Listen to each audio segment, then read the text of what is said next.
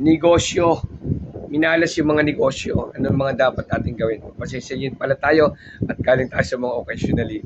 No, pag-usapan natin yung katanungan ni Ate na pagang negosyo na baunan ng mga sumpa at minalas po pag-usapan natin ngayon.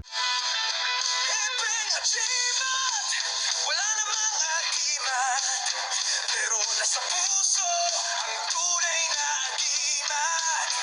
Isigaw mo bro, ang lakas ng loob. Kahit walang agiman, laban tayo. Hepeng agiman, boy, walang makakahadlang. Basta nasa puso, tunay na agiman. Iyon, mapagpalang araw sa inyo lahat mga kagimat. No? Yung negosyo minalas na baunan ng mga kung ano-ano at yun, minalas na. Tapos bibinaon, ano dapat gawin, no? Katanungan ni Ate po yan eh. Ito, magandang katanungan po ito kasi para sa mga may negosyo din po kasi, no? Okay. Tsaka yung mga ibang idea, no?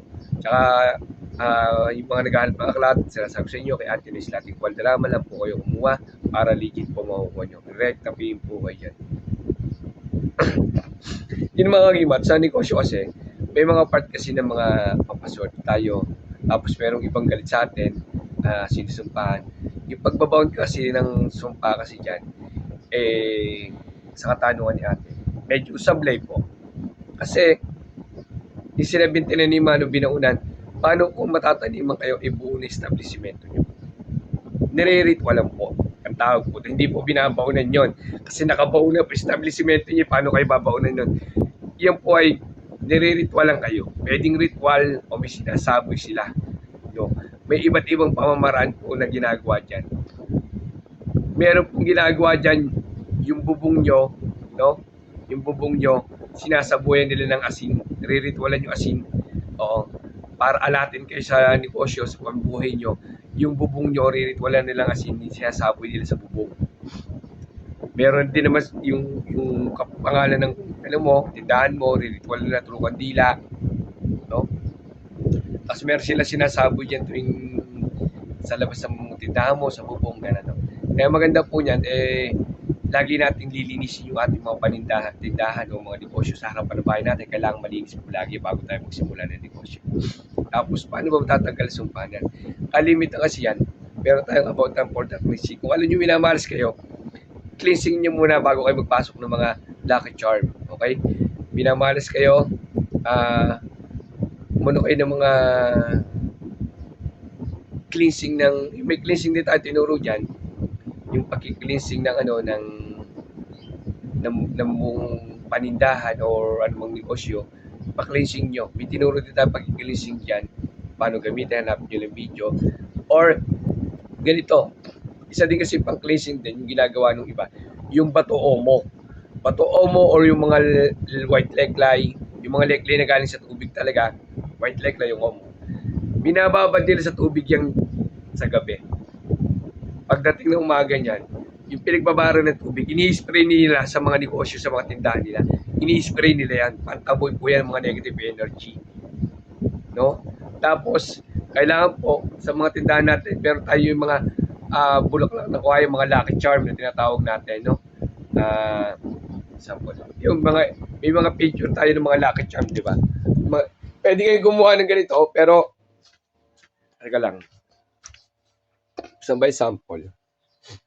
Pwede kayong gawa ng ganito, ilagay nyo sa mga tindahan nyo o sa lagay ng negosyo nyo. No? Ito yung mga lakat yung ginagawa natin. Ito bang sangkap to, may ginawa na tayo itong video kung paano kayo gumawa. So, pagkagato ka lang kayo po, ang gagawin nyo, ang bilhin nyo, aabot kayo ng 500 siguro mga gastos sa ganito. Okay? Mga 500 mga gastos nyo. Tapos yung part ng ganan, so, tapos kasi to may mga leg-lay din tsaka yung mga ano.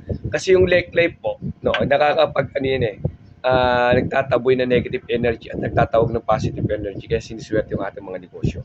Maganda yung pinamigay ako dati ng mga leg-lay, dati ko napanood nyo sa sa channel natin. Isang taon tayo namigay ng white leg-lay, no? Yun po yung mga part ng pamimigay ng ng mga gamit na po paano ma-remove yung mga negative energy po. No?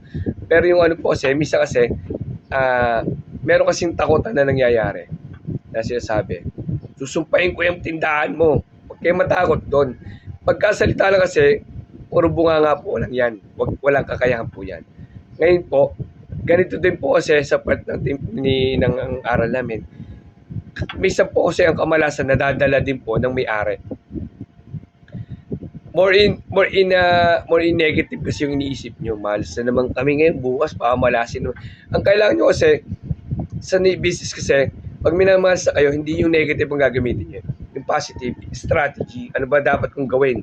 O yung meron pa na tinuro si Happy Alimat na pagkiklinsing ng tindahan. Kailangan ko ng bato mo, spray ko yan. Linisin ko pala yung lahat ng harapan ng tuwing umaga. Linisan ko pa yung harapan ko pala para maganda. Oo. Yung sa bubong po, kalimitan niya kung kaya nyo spray ng tubig, spray yung tubig muna. Kaya yung bumaba muna yung negatibo niya. Oo, yun po yung mga part ng mga sample magamit nyo para sa negosyo nyo. Opo. Huwag kayo magpapadala sa negatibo nila kasi pagka nagpadala sa negatibo nyo, lalo magkano. Ang kailangan nyo is sa alternate. Pag minamalas, meron kayong alternate kung meron kayong strategy na gagawin o maglagay kayo ng mga lucky charm. Yun po ang mga part ng negosyo pag minamalas po negosyo. Okay? Sana makatulong sa inyo po ito, no? Yung pagbabaon po ay wala po yung pagbabaon po yan. Nagre-ritual po siya, tsaka mga saboy-saboy po yan. Kaya kailangan, ang tindahan nyo, mga ano nyo, lagi nyo linisin, lalo yung harapan ng bahay, tsaka yung bubong po. Okay? Dagdag idea. Salamat, God bless sa inyo.